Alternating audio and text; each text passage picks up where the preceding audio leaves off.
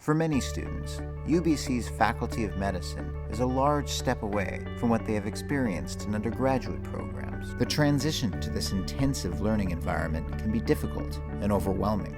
Lecture recordings narrow the learning gap between students of different abilities and increase their potential to retain and absorb information. I think the faculty that are keen and interested in having their lectures recorded are keen because they understand that that is an excellent way to help the learners, and that it does recognize the diversity of learners, recognize the fact that some people are going to want to hear that again, have that concept just play it over a couple of times before they can make it their own.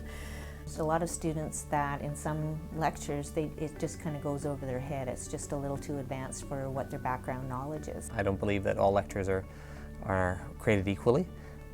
I would use it to review lectures that are necessarily more complex than others, with a lot of new vocabulary that's being thrown at you.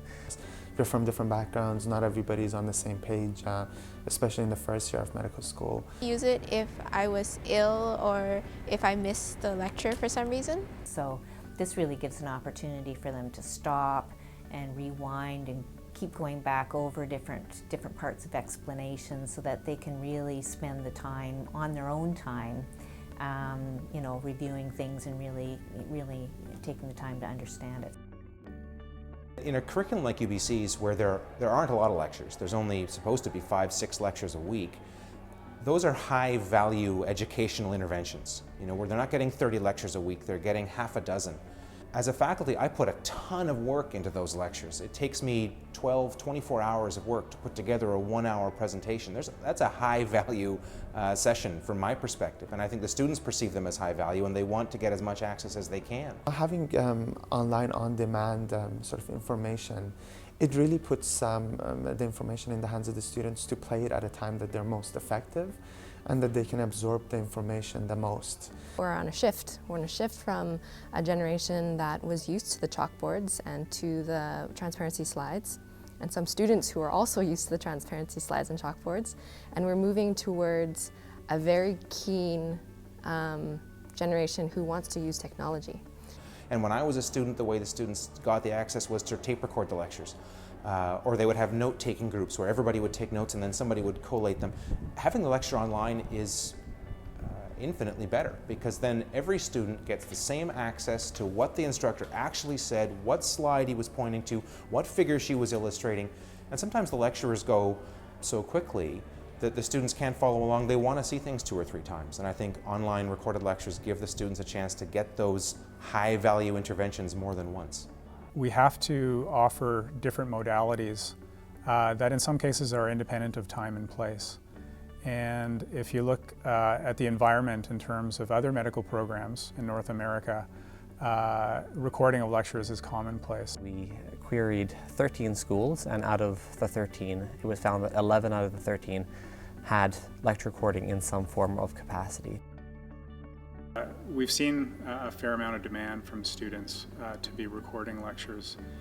And that demand, I think, comes from a few different places. From student affairs perspective, what I see is that UBC has made this real significant commitment to take diverse students from widely ranging backgrounds and much wider age range than we used to. We have a 46-year-old with 6 children in our program. She's got other commitments besides just medical school, and we took her knowing that.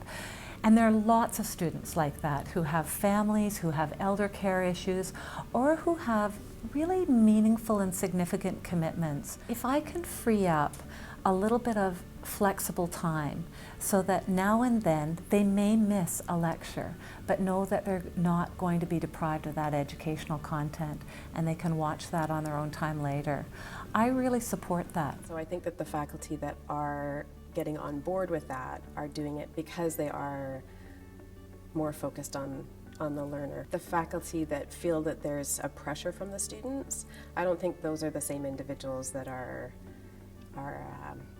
getting excited about this. But also look at it from faculty development purposes, because there are certain people who we hear from students who give tremendous lectures every year.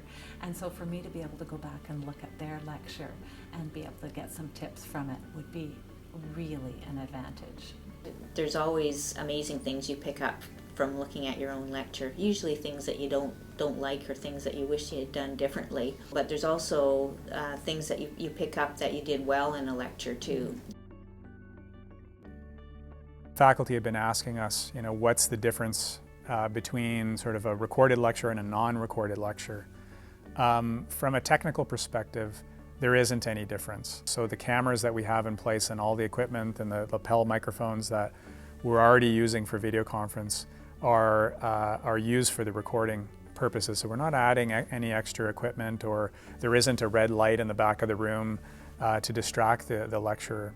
The cameras are wired into the video conferencing technology. The audiovisual specialists record the video and upload the recording to the medical website. Students and faculty with appropriate access can then view the video on medical.